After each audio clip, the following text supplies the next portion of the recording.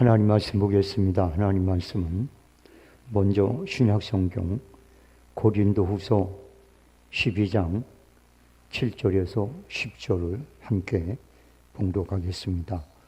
고린도후서 12장 7절에서 10절까지입니다. 제가 한 절이고 여러분이 한 절이고 교독식으로 읽겠습니다. 여러 계시를 받은 것이 지극히 크므로 너무 자만하지 않게 하시려고 내 육체에 가시 곧 사단의 사자를 주셨으니 이는 나를 쳐서 너무 자만하지 않게 하려 하심이라.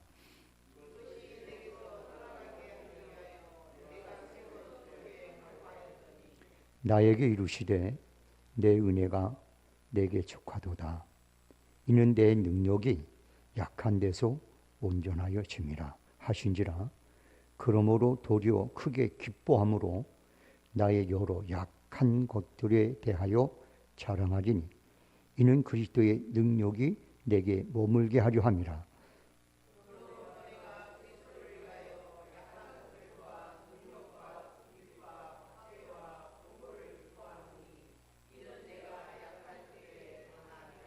아멘. 이제 구약성경 역대하 33장 12절에서 13절의 말씀을 합독하겠습니다. 역대하 33장 12절로 13절입니다. 다 같이 읽습니다. 시작.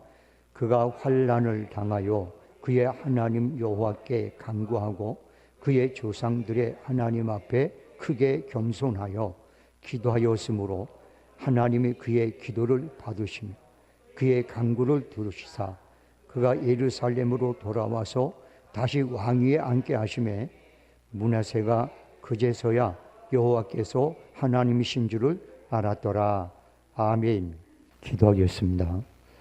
고마우신 하나님, 오늘도 찬양 중에 거하시는 하나님 앞에 찬양으로 영광 돌릴 수 있도록 이 시간을 허락해 주심에 감사합니다. 하나님 앞에 영광 돌린 하나님의 사람들 꼭 기억해 주셔서 하나님께서 아버지가 되시고 복의 근원이 되시며 누구보다도 우리를 잘 되길 원하시는 분임을 삶을 통하여 체험하는 은혜가 있게 하시옵소서. 오늘 이 자리에 동참한 성도들에게도 여호와 일에 하나님께서 예배하고 준비한 세상이 줄 수 없는 하늘의 것들을 받아 누리는 시간 되어서 먼저 그 나라와 그 의를 구하면 이 땅의 모든 것을 더하시는 주의 은혜의 삶으로 이끌림을 받고 세움받는 우리 모두가 되게 하시옵소서. 이 종의 주의 말씀을 전합니다. 치우치지 않게 하시옵소서. 하나님이 원하고 기뻐하고 바라는 말씀만 전하게 하시옵소서. 성도들에게 들을 수 있는 귀와 옥토된 마음이 있어서 전하고 듣는 모두가 오늘 주님께 행복하게 하시옵소서. 모든 것 주께 맡기고 예수님의 이름으로 기도합니다. 아멘. 아브라함과 이삭과 야곱은 믿음의 조상입니다. 저는 이 믿음의 조상 세 분 중에 가장 우리와 닮은 분이 누구냐라고 말한다면 야곱이라고 말씀을 드려요. 야곱에 대한 말씀 읽어보면 어찌 그렇게 공감대가 많이 가는지, 어떤 데냐 신기하다 그런 마음이 들을 때도 있어요. 야곱에 대한 부분을 잠깐 먼저 말씀을 드리고 싶어요. 야곱은 하나님의 축복을 받기 위해서, 하나님 말씀을 이루기 위해서 이제 어머니와 같이 속여서 아버지에게 하나님으로부터 축복을 받습니다. 그러고 난 다음에 아버지 이삭의 모든 재산도 뒤로 하고 아비 본토를 떠나서 하란이라는 땅으로 갔습니다. 그곳에서 야심찬 삶을 시작합니다. 14년간 품삯으로 두 아내를 얻고 큰 부자가 될 꿈을 꾸면서 밤낮 가리지 않고 외삼촌의 양들을 돌보면서 삶을 삽니다. 그런데 그 외삼촌이 약속을 안 지키는 거예요. 10번이나 또 사기를 당한 거예요. 아무리 노력해도 뭔가 보이질 않는 거예요. 아무리 잠잠을 자지 못하며 애를 쓰고 짐승을 기르고 약속대로 해도 손에 주어지는 게 아무것도 없는 거예요. 그때 야곱이 깨닫죠. 내가 애쓴다고 되는 게 아니구나. 나라는 존재는 아무것도 아니로구나. 하나님께서 도와주지 아니하면 아무것도 할 수 없구나. 얻을 수 없구나. 그걸 느끼게 돼요. 그래서 외삼촌에게 말합니다. 외삼촌, 나 이제 떠날 겁니다. 내가 여기 있으면서 지금까지 이렇게 뼈 빠지게 하나님의 축복을 믿고 수고하고 애썼는데 아무것도 얻은 게 없습니다. 나 갈랍니다. 나 포기하겠습니다. 그리고 자기의 약함을 인정하고 자기의 애씀이 아무것도 아닌 걸 인정하고 집으로 돌아가기 위해서 외삼촌에게 얘기를 합니다. 그때부터 하나님의 역사는 시작되죠. 외삼촌의 마음을 움직입니다. 내가 너 때문에 부자 된 거 안다. 이제 네가 뭐든지 얘기해라. 그럼 내가 그 말대로 이제 해주마 하고 다시 약속을 하게 돼요. 그때 야곱이 뭐라고 얘기하십니까? 저는 그것을 보면서 처음에 이게 뭔 뜻인가 생각했어요. 외삼촌,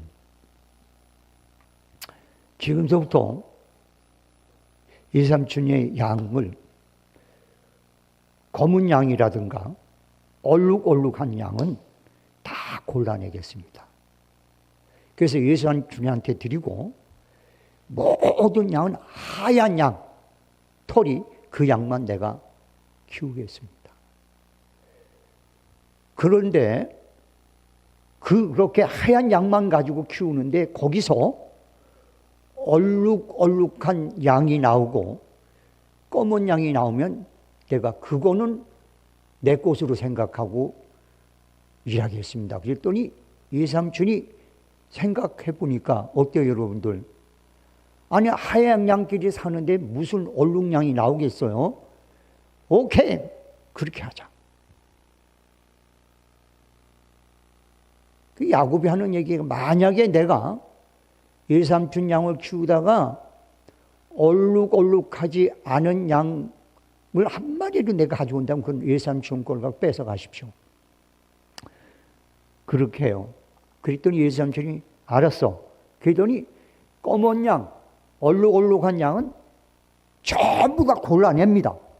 그래가지고 수십 킬로 떨어진 그곳으로 탁 옮겨서 자기 아들들로 치게 하고 야곱에게는 하얀 양만 치게 만듭니다.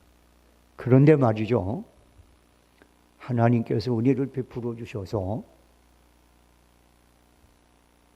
실하고 튼튼한 양들은 다 얼룩얼룩한 양이 되고 허연 양들은 다 비리비리한 양들이 돼서 얼마 가지 않아서 야곱이 하나님 앞에 엄청난 축복을 누리게 돼요.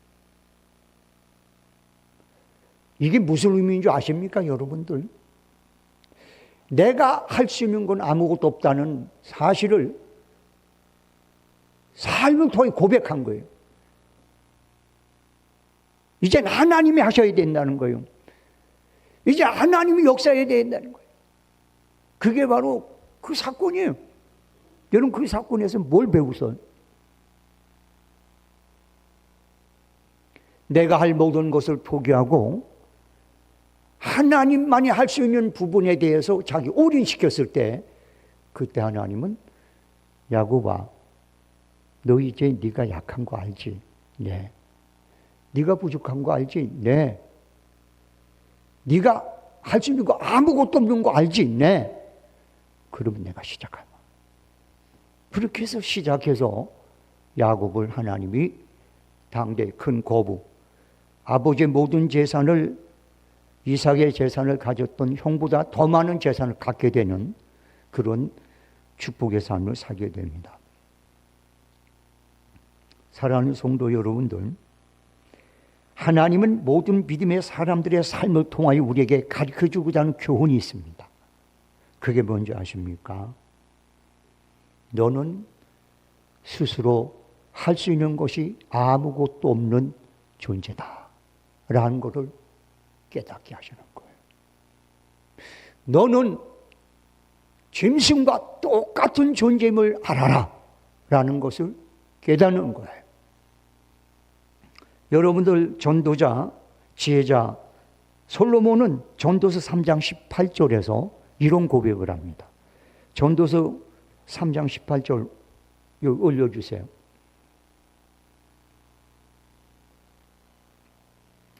자, 여러분 같이 읽어보겠습니다. 시작. 내가 내 마음속으로 이르기를 인생들의 일에 대하여 하나님이 그들을 시험하시리니 그들이 자기가 짐승과 다름이 없는 줄을 깨닫게 하려 하심이라 하였노라. 하나님께서는 우리를 시험하고 어려움을 주시면서 뭘 깨닫게 만드느냐? 내가 짐승 같은 존재로구나. 내가 잘난 존재가 아니로구나. 내가 뭐 할 수 있는 존재가 아니로구나. 라는 자기의 지극히 약하고 부족하고 모자르고 형편없는 존재임을 스스로 깨닫기를 원하는 게 하나님이 우리에게 바라는 소망이에요. 그래야 그때부터 하나님 앞에 모든 걸 맡기고 살아갈 수 있으니까요. 성도 여러분들, 깨달음이 없는 인간은 짐승과 다름없는 존재가 됩니다. 성경은 이 깨달음이 없는 인간을 향하여 만물보다도 부패한 것이 그들의 마음이라고 말씀하고 있는 거예요. 사람은 자신의 약함과 부족함을 깨닫지 않고 교만으로 사로잡히면 악마가 됩니다. 사단이 됩니다. 하나님이 대적하는 자가 됩니다.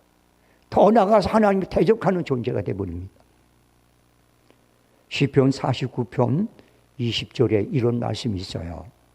존귀하나 깨닫지 못하는 사람은 멸망하는 짐승과 같도다. 저는 오늘 본문을 통해서 만약에 사람이 자신의 약함을 깨닫고 자기의 부족함을 깨닫고 자기가 짐승 같은 존재임을 깨닫고 살아가는 믿음의 사람은 어떤 삶이 될까? 그 부분을 여러분과 같이 말씀을 나누려고.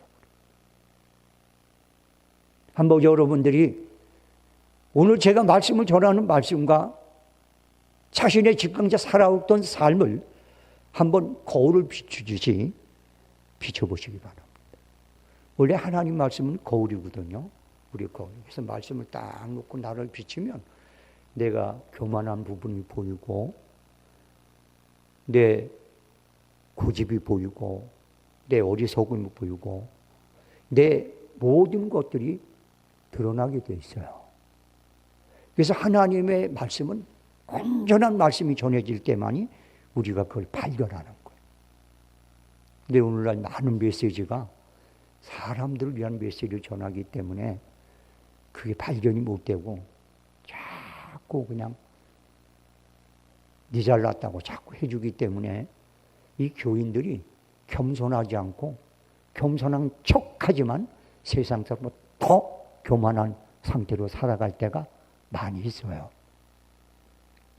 바리새인처럼 돼가지고 잘난 척해요. 안 그런 척하면서도. 그래서 주님은 그런 사람을 뭐라 했죠? 회칠한 무덤 같은 놈들아.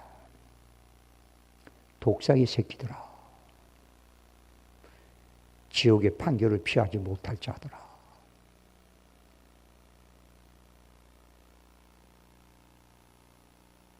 그렇게 말씀하셨어요. 자, 오늘 여러분은, 오늘 제가 여러분의 축복에 대한 말씀을 전하기를 원하고 오셨으면 여러분들은 신앙생활 실패하는 사람들이에요. 하나님은 관계사에서 아무리 축복을 얘기해도 여러분들이 받을 자격이 되어 있지 않으면 안 주십니다. 그래서 우리 주님이 얘기하잖아요. 너희가 어느 집에 가든 간에 평안을 빌어라. 그러면 그 집이 받을 만하면 그 평안이 거기 임할 것이고, 그렇지 않으면 돌아오리라. 아무리 제가 여러분들에게 신명나게 설교로 축복하고 여러분 위로하고 난리 복속을 치면서 온갖 좋은 얘기를 까머니설로 립서비스로 한다 할지라도 여러분이 그걸 받을 만한 자격이 되지 않으면 하나님 준비가 되어 있지 않으면 하나님 절대 안 주세요. 그냥 감정적으로 여러분을 기분 좋게 업 시킬 뿐이에요. 그런데 여러분들이 진솔한 말씀을 듣고 고칠 것을 고치고 버릴 걸 버리고 갖출 것을 갖추면 하나님은 준비된 자에게는 달라고 하지 않아도 주시는 사랑의 하나님이십니다. 그런 은혜로 우리 성수 베델교회에 속해 있는 여러분들이 채워지길 주의 이름으로 소원합니다. 자기의 부족함과 짐승 같은 존재, 약한 존재임을 깨닫으면 어떤 변화가 일어나느냐? 첫째, 교만에서 벗어나서 겸손하게 됩니다. 교만은 내가 너보다 못한 것이 무엇이냐? 그런데 네가 나한테 그따구 소리를 해.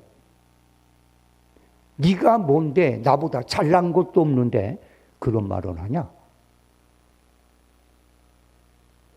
내가 너보다 못한 게 뭐냐? 난 너보다 못한 거 없다. 라는 이런 아주 작은 씨앗으로부터 교만이 싹트기 시작하는 겁니다.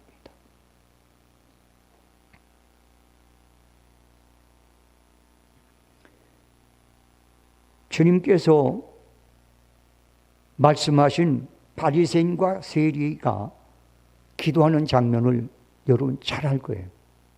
그런데 그 기도하는 장면에서 여러분 뭘 발견하셨어요? 왜 하나님께서 그 세리의 기도는 응답하시고 바리새인의 기도는 응답을 안 했을까? 거기는 몇 가지 이유가 있는데 그 중에 가장 큰 이유가 뭔지 아십니까? 교만입니다. 하나님, 나는 저 세리와 같지 않고 세리보다 제가 낫대. 근데 하나님 봤을 때는 그놈이 그놈이요. 세리는 겉으로 죄를 지었고 바리새인은 속으로 온갖 썩은 것이 꽉 찬 사람이요. 그놈이 그놈이요. 그런데 그 세리를 향하여 내가 저런 사람 같지 않음에 대해 감사를 한대. 그 교만 하나님은 받아들일 수가 없었어요. 여러분의 기도가 정말 겸손해서 하는 기도면 하나님 들어주십니다. 그런데 여러분이 뭔가 누구보다 난 어떤 낫다는 어떤 교만 이런 것이 들어가 있다면 하나님은 그 기도 걷어차버리고 맙니다.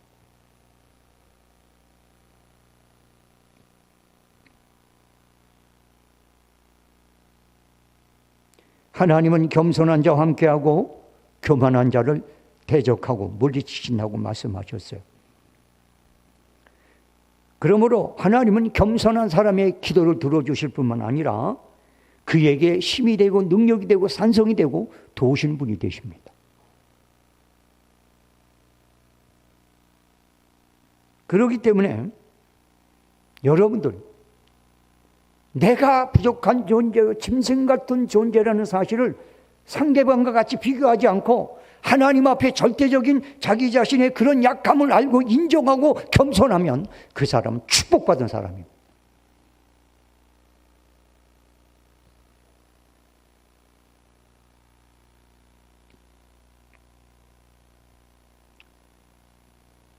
세상에서 온유함이 가장 승한 사람이라는 증거를 받은 사람이 모세예요.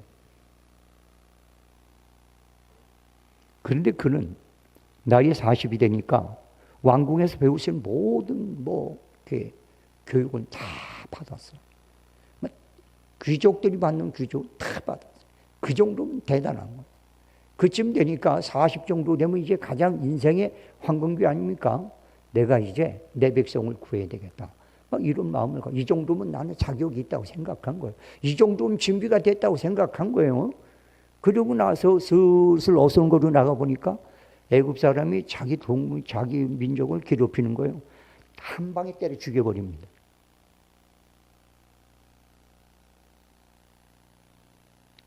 오늘날 얘기하면 태권도가 한 5단쯤 된 것 같아요.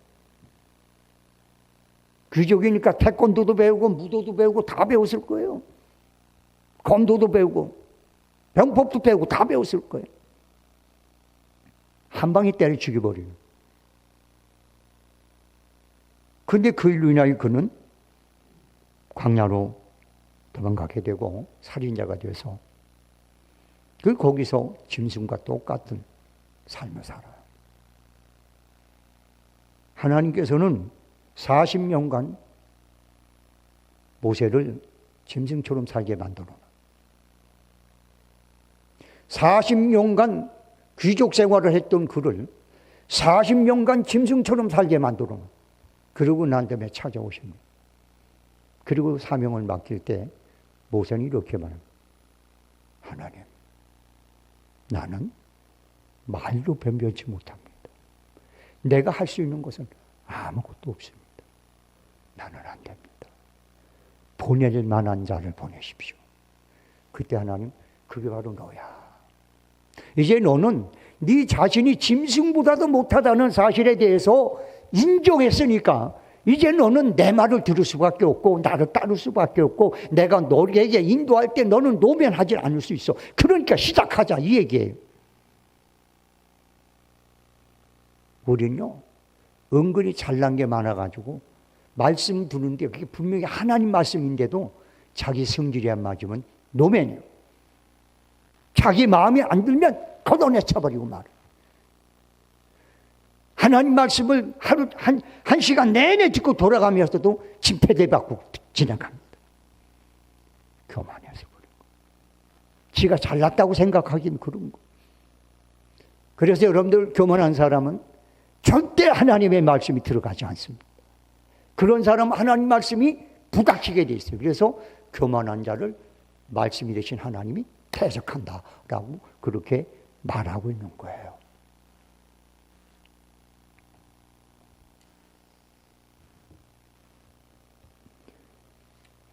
사랑하는 성도 여러분들, 성경에 나오는 하나님의 사람들 중에 단 한 사람도 자기의 약함을 고백하지 않은 사람은 없습니다. 시편 144편 4절에 보면 이렇게 고백하죠. 사람은 헛것 같고 그의 날은 지나가는 그림자와 같습니다. 사람은 허상이래. 지나가는 그림자 같은 존재라는 거예요. 이게 시편 기자의 고백이에요.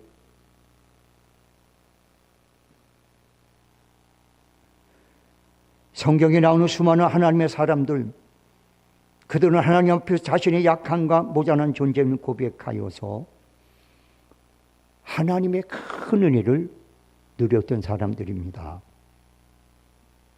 예수님 앞에 치유를 받은, 또 자기 치유를 통해 자기 아들을 살리고 딸을 건진 분들의 고백입니다. 수개냐 여인이죠. 자녀의 떡을 개에게 던짐을 마땅치 않다. 주여 옳습니다. 이 얘기 뭐예요? 나는 개입니다. 나는 강아지입니다라는 거예요. 그런데요, 주님, 그 강아지도요, 자녀에서 자녀상에 떨어진 부스러기 먹고 살잖아요. 그러니 내가 아무리 개 같은 존재라 할지라도 부스러기 은혜라도 주십시오. 그때 주님은 여자야, 내 믿음이 크도다. 자기 자신이 개 같은 존재임을 부닥치지 않고 갈등하지 않고 그대로 표현할 수 있는 그런 사람이 믿음이 큰 사람이에요. 조금만 설교 들으면서 기분 나쁜 얘기 들면 목사님이 지금 나를 뭘로 생각하는 거야? 뭘로 생각해요? 짐승보다 못한 걸로 생각하지.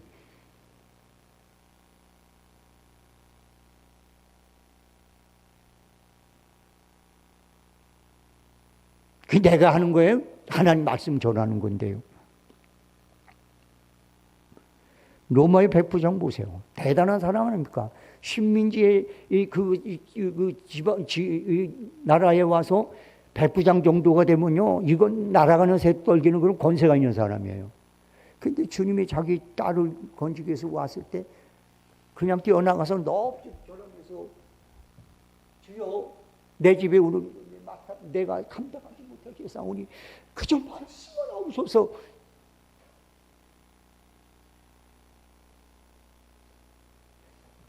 내 위에도 위에 사람이 있어서 그분이 말하면 내가 들어야 되고 내 밑에도 이 사람이 있어서 내가 말하면 그는 듣나이다. 나는 아랫사람이 말씀만 하소서 내가 듣겠나이다. 할렐루야. 이게 믿음이에요. 이게 겸손이라고요.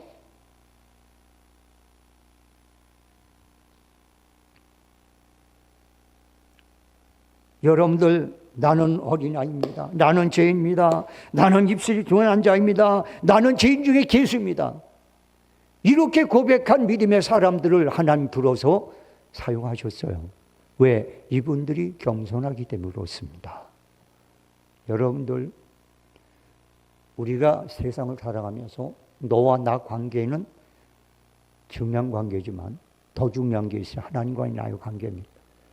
사람과 사람 관계를 중심으로 살지 말고 하나님과 내 관계를 놓고 사세요.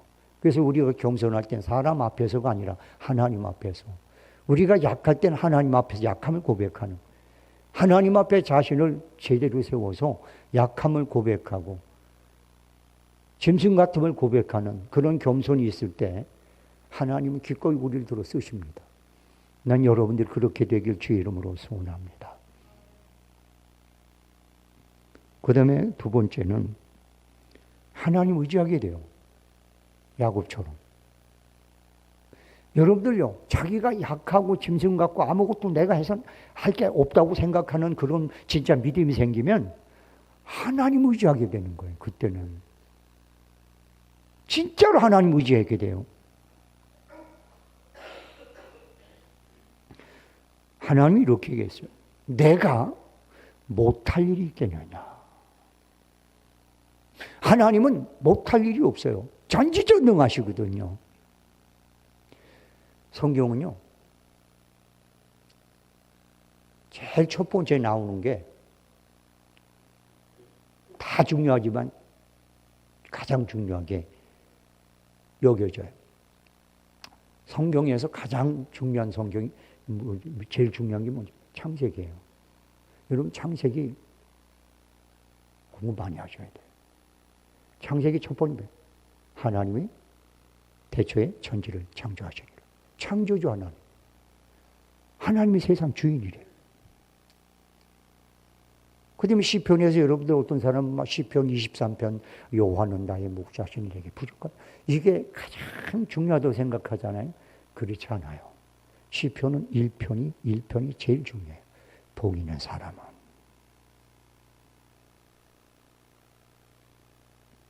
성경 보세요. 처음에는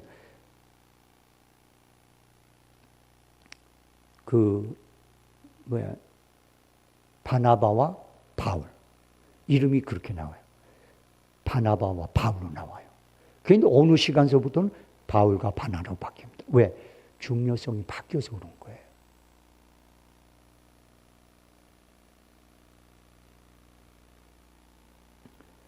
여러분들, 우리가 성경에서 제일 먼저 믿고 의지하고 인정해야 될 말씀이 있다면 하나님은 전지전능하시다. 이거예요, 이거. 이거를 붙잡아야 돼. 이걸 흔들리면 안 돼요. 저는 가끔 이런 기도를 합니다. 하나님, 우리 성도들이 세상 사람이 누구나 알 수 있고 경험했던 그런 경험 가지고 복 받지 말고 세상 사람들 꿈도 꾸지 못하고 상상하지 못하고 만져보지 못한 하나님의 전지전능성을 통하여 축복함으로 하나님이 있음을 뼈저리게 경험하는 역사가 일어나게 해주옵소서. 저 그렇게 기도해요. 사람들이 하는 일로 복을 받으면 하나님께 영광이 되질 않아. 왜? 안 믿는 사람도 다 그렇게 경험하니까. 그런데 세상 사람들은 죽었다 깨도 할 수 없는 문제를 해결받고 그런 방법을 하는 축복할 때 비로소 와, 하나님이 있구나. 여러분들 엘리야가 가멜산에서 바알 선지자, 아세라 목사 선지자 850명과 대결을 해요. 그런데 거기서 뭘 됩니까? 양을 잡아놓고 번제를 드릴 때 불 지르지 말고 하늘에서 불이 떨어져서 그 번제물을 태우는 신이 진짜다. 그랬더니 백성들이 이 바알과 하나님 사이에서 왔다 갔다 하거든요. 이게 갈피를 못 잡아요. 그런데 백성이 하니까 옳도다 그러는 거예요. 그래서 바리새인 그 바알 선지자 아셀 목사 850명한테 니네가 먼저 해라. 다 한낮을 내내 뭐 재물을 주고 뭐 바알이요 아세라요 임하소서 불로 임하소서 아무리 난리를 쳐도 안 되는 거예요. 그러니까 이제 느지막이 엘리야가 할 만큼 했지 않냐? 이제 내가 하마 해놓고 그가 하나님이요. 하나님만이 신이고 하나님만이 유일한 신이시고 여호와시고 내가 하나님의 종됨을 불을 내려서 이 제단을 태움으로 인하여 이 제물을 태움으로 인하여 나타내 주옵소서. 그런 순간에 하늘로부터 불이 확 내려서 확 태워버립니다. 모든 사람이 머리를 굽고 오 하나님만이 진짜 신이라고 말해요. 그러고 난 다음에 엘리야가 말한 저 아세라 바알신 믿는 저 제사장 저들을 골짜기들어 다 죽여라. 백성이 다 죽여버렸어요. 여러분 하나님은요 잘 들으세요. 누구든지 하는 경험하는 방법을 통하여 이루는 것보다 세상 사람들 꿈도 꾸지 못하고 상상하지 못하는 하나님만 할 수 있는 그런 방법을 통하여 당신을 나타내기를 더 기뻐한다는 거예요. 할렐루야. 문제는 우리가 믿음이 없는 거예요. 믿음이.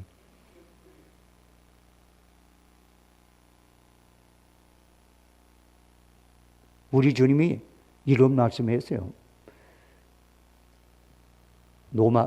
도마가 아이 나는 예수님 뭐 허리에 손 넣어보고 손 만져보고 나 그래야지 난 안 믿어. 근데 예수님께서 오셨어요. 제자들이 다 있는데 그거 안 왔다가 제자들이 얘기하니까 못 믿겠다는 거예요. 자기 만져봐야 된다는 거예요. 주님이 오셨어요. 도마에게 만져봐라. 주여, 주님은 그리스도입니다. 나의 하나님이십니다. 그랬더니 네가 꼭 만져봐야 믿냐? 보지 않고 믿는 자가 복되다. 여러분들 잘 들으세요. 여기서 보지 않고 믿는 자가 복되다는 말이 왜 나오는가를 알아야 돼. 도마가 예수님하고 3년 동안 살면서 죽은 자도 살리고 병든 자를 고치고 귀신을 쫓아내며 죽은 사람 몇 명씩 살려내고 그 숱한 것을 보고 숱한 것을 경험하고 숱한 것을 자기가 앞에서 입증해 놓고도 못 믿겠다고 하니까 그 얘기를 하신 거예요. 진짜 여러분 안 보고 믿는 것이 복된 게 아니에요. 여러분들 바로를 하나님 일부러 마음을 캄캄하게 만들어서 10가지 재앙을 다 보여주세요. 왜 그런지 아세요? 하나님은 바로의 마음을 움직여서 단번에 이스라엘 백성을 인도낼 수도 있어요. 그런데 하나님은 계속 바로의 마음을 캄캄하게 해서 10가지 재앙을 다 옴박 뒤집어 쓰게 만들어. 왜? 그로 인하여 바로와 그의 모든 백성들이 하나님이 살아있다는 것을 뼈저리게 느끼게 만들고, 그 다음에 이스라엘 백성들도 하나님께서 그런 능력을 베풀어 자기를 인도했다는 걸 뼈저리게 알고, 그 다음에 그 변방에 있는 모든 나라와 민족들도 그 사건을 통해서 그걸 들음으로 하나님의 어떤 분을 알게 만들기 위해서 그러신 거예요. 그러니까 여러분들 이 여리고에 갈 때 그 여인이 그러잖아요. 기생이 하나님에 대한 말씀을 듣고 우리 다 녹았다는 거예요. 소문으로. 벌써 소문으로 끝내버린 거예요. 여러분들 성경을 우리는 여러분들 좀 제대로 우리가 볼 수 있어야 돼요. 하나님은요 아무것도 안 보여주면서 그냥 믿어 이런 분이 아니에요. 여러분들 내가 보여주겠다는 거예요. 그런데 네 믿음을 통하여 보여주겠다는 거예요. 할렐루야. 그런데 우리가 믿음이 없잖아요. 믿는 척하고 립 서비스나 하고 그렇잖아요.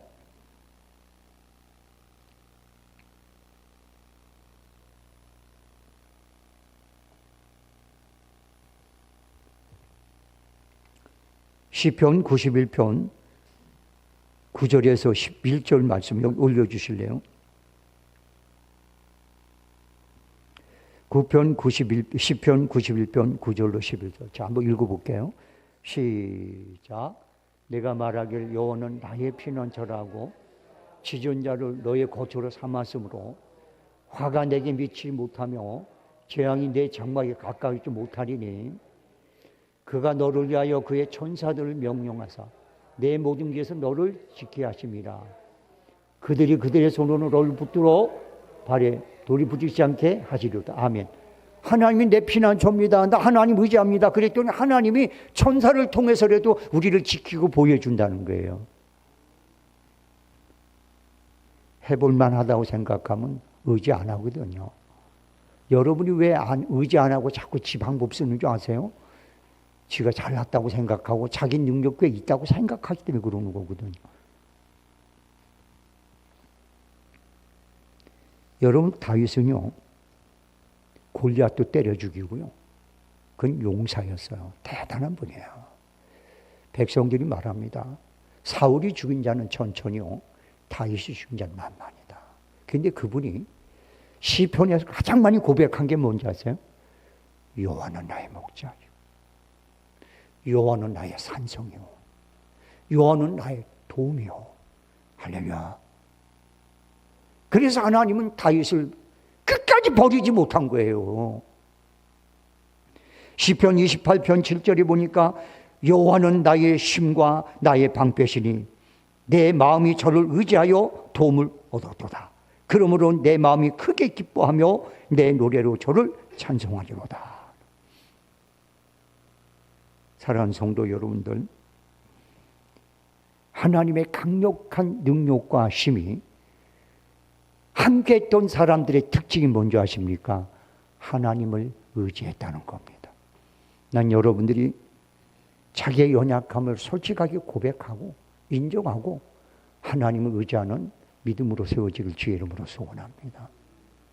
그 다음에 세 번째, 자기의 연약함을 알면 기도하게 되는 거예요. 기도. 그래서 성경이 이렇게 말해요. 네가 환난 당하느냐? 기도할지니라. 환난 당한다는 얘기는 자기가 해결할 문제가 있으면 얼마든지 해결하고 끝냈을 거 아니에요. 그런데 해결을 못 해가지고 거기에 시달려서 환난 당하고 어렵고 끌려다니고 막 그런단 말이에요. 그럼 뭐라고? 기도하라는 거예요. 아, 내가 나는 할 수 없구나. 이건 내가 이룰 수 없구나. 이건 내가 해결 문제가 아니로구나. 라고 인정이 되면 기도하기 시작한다는 거예요. 나는 우리 성수 베들교회 성도 여러분들이 좀 기도 좀 했으면 좋겠어요. 이것저것 해보고 난 다음에 안 되니까 그래서 하나님 그러지 말고 아예 처음부터 그냥 하나님 앞에 맡기고 기도하면 그게 훨씬 낫다고 저는 믿어요. 할렐루야.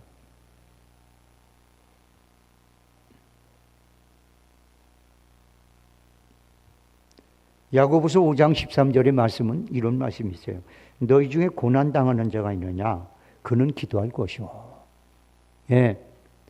고난은 우리가 능력 있으면 언제든지 단방에 그걸 끝낼 수도 있잖아. 그런데 내가 해결하지 못한 이 고난, 어려움이 있으면 너 기도하라는 거예요.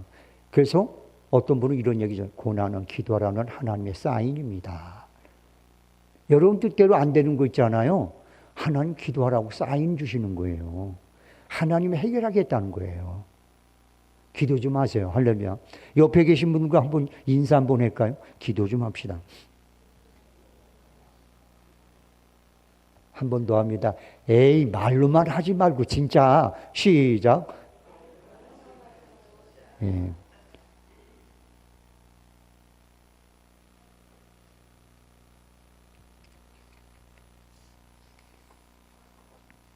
그 다음에 마지막. 이렇게 되면 회복하는 은혜가 있어요.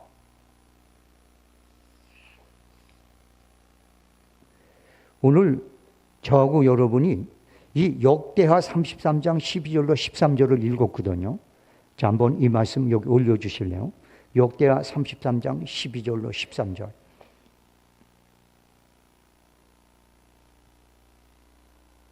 자, 한번 읽어보겠습니다. 시작. 그가 환난을 당하여 그의 하나님 여호와께 간구하고 그의 조상들의 하나님 앞에 크게 겸손하여 기도하였으므로 하나님 그의 기도를 받으시며 그의 간구를 들으시사 그가 예루살렘으로 돌아와서 다시 왕위에 앉게 하시매 므낫세가 그제서야 여호와께서 하나님이신 줄 알았더라. 이 므낫세가요, 여러분들 이스라엘 왕, 유대 왕이었어요. 근데 이 왕이 되자마자 이게 교만해져 가지고 지멋대로 하는 거예요. 바알을 섬기고 뭐 하나님을 막 거역하고 막 그러다가 이제 그 아수르 군대가 와서 므낫세를 잡아가요. 그래가지고 그 나라에 가서 감옥에다 가둬 버려. 그러니까 거기서 하나님 앞에 제가 할 수가 없으니까 낮아지고 겸손해서 부르짖고 기도하기 시작한 거예요. 그랬더니 하나님께서 그 겸손을 보시고 그 겸손을 보시고 그 기도를 들어주시고 다시 거기서 꺼내가지고 이스라엘로 다시 보내가지고 거기서 왕의 자리에 딱 앉혀놓은 거예요. 회복입니다. 여러분들 겸손하면 회복시켜주세요. 여러분들 반드시 자기의 연약함과 부족함, 모자람, 짐승 같은 자임을 하나님 앞에 철저하게 인식하고 깨닫고 겸손해 주셔서 하나님께서 여러분을 잃어버렸던 모든 영광, 건강, 삶, 모든 것을 다시 회복시켜 주시는 은혜가 있길 주의 이름으로 소원합니다. 다 같이 기도하겠습니다. 하나님 아버지 고맙습니다. 오늘도 주의 말씀 함께 나눴습니다. 이 말씀이 한 귀로 듣고 한 귀로 흐르지 않게 하시고 성도들의 삶을 다시 한번 거룩한 도전으로 아버지 주님 이제 아버지 맞닥뜨리게 하시고 그 말씀을 통하여 회복하는 귀한 역사가 일어나게 도와주옵소서. 예수님의 이름으로 기도합니다. 아멘. 다 같이 기도하겠습니다. 몸이 불편한 분들은 아픈 부위에 손 얹어 주시고 마음속에 선한 소원을 품고 계신 분들은 가슴에 손을 포개 놓으시기 바랍니다. 하나님은 분명 우리에게 출애굽기를 통해 약속하셨습니다. 나는 너의 모든 병을 치료하는 하나님이라고. 하나님 또 하나님께서는 시편을 통해서 내 모든 소원을 좋은 것으로 만족하게 채워주신다고 말씀해 주셨습니다. 하나님의 말씀은 믿는 자에겐 꼭 이루어집니다. 오늘 믿음을 가지고 몸이 불편한 성도는 아픈 부위에 손을 얹었고 마음에 선한 소원을 품고 있는 성도는 가슴에 손을 포개 놓았습니다. 주여 오셔서 그 약속대로 아픈 성도의 아픈 것을 치료하시고 마음의 선한 손을 이루어 주셔서 주님이 홀로 영광받아 주시옵소서. 내가 주 예수 그리스도의 이름으로 명하노니 모든 약한 것은 강해지고 상한 것은 재생되며 고통의 원인이 빠져나가고 면역력이 회복되라. 내가 예수를 명하노니 선한 손을 가로막고 있는 모든 것은 결박받고 떠나가고 성취되고 이루어지는 역사가 일어날지어다. 지금은 우리 주 예수 그리스도의 은혜와 하나님 아버지 극진하신 사랑과 성령님의 감동, 교통, 역사, 내주인도하심이 오늘 이 자리에 모인 성도들과 그들의 가족과 아는 사람과 직장과 심지어 더불어 이웃하며 살아가는 사람들과 이 나라와 이 민족과 온 땅 위에 지금서부터 영원토록 함께 있을지어다. 아멘.